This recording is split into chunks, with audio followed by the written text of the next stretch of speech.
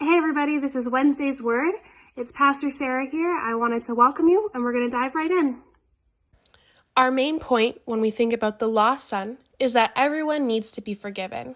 Now, I'm going to share a video clip with you that outlines the second part of our story in Luke chapter 15. Inspired by the book of Luke, chapter 15, verses 21 through 32. When Jesus wanted to share something important, he often told a story to explain what he meant. Now, one day, the religious leaders were grumbling because Jesus chose to bring in outcasts and people who did things wrong. He hangs out with sinners and even, eats with them. Jesus knew their hearts. These men thought they were better than everyone else. So he told them the story of a man and his two sons. Now, the youngest son asked for his share of his father's money, and he took off. He spent his money on parties and all other stuff. But then, the money ran out, and he ended up at a miserable job feeding pigs, while he himself starved.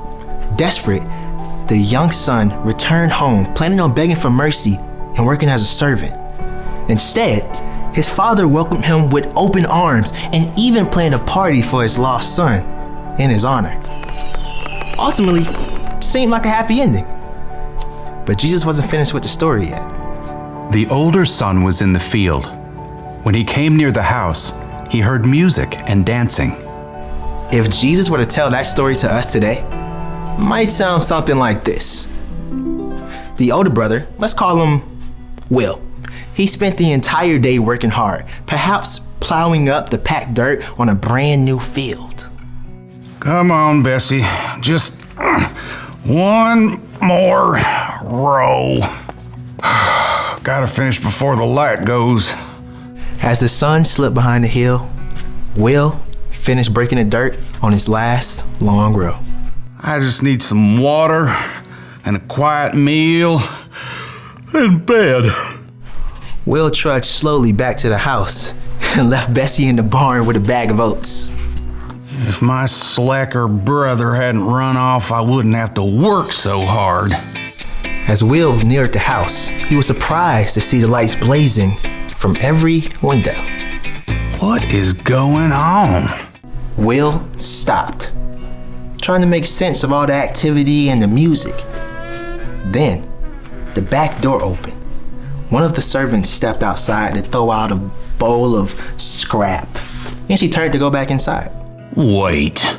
The servant paused. What's happening? It's just the party for your brother. The what for my what? You haven't heard? Your brother showed up this afternoon. Your dad had the fattest calf killed and roasted to celebrate. He is so thankful Jake's safe. A party? My dad is throwing a party? I'll let the family know you're back. What? No. I am not coming in.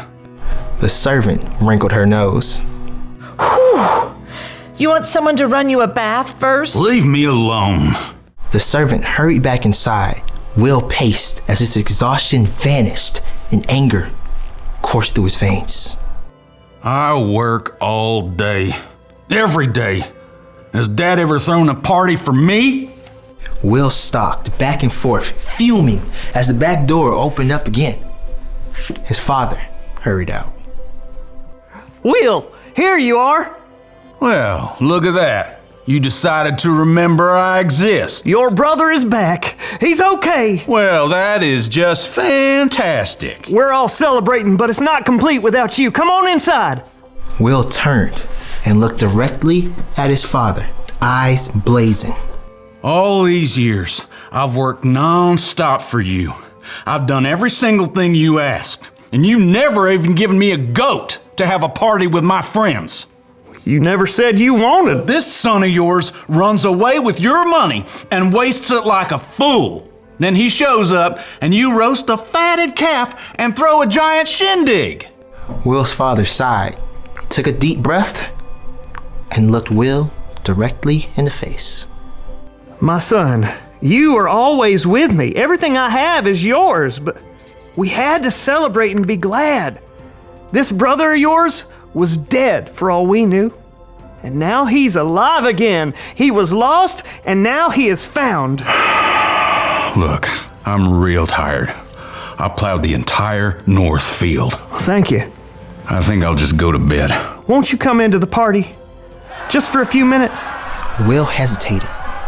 He could see the people through the window, dancing, eating, full of joy. The light and the music called them. Please, Will. We don't know if the older brother ever listened to his father.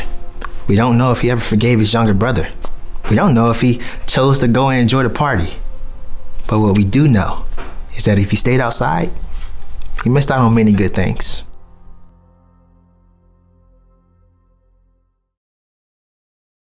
Like I said on Monday, this is one of my favorite Bible stories, but it's actually the third story of 3 in a row that all talk about how everyone is lost. Everyone needs to be forgiven. First, Jesus tells a story about a lost sheep.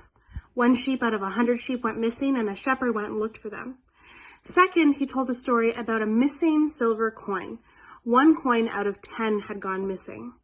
And then he told a story about a lost son. With each of these stories, Jesus was showing us how important we are to God. We need to remember that we are so valuable to God, that he loves us so much.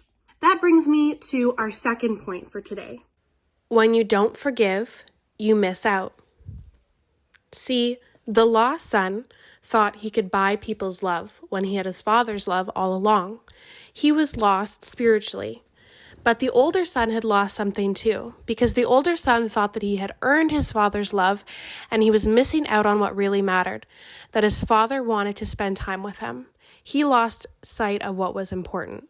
So let me recap for you. We can remember from today's Bible story that we don't deserve God's love, but he always loves us.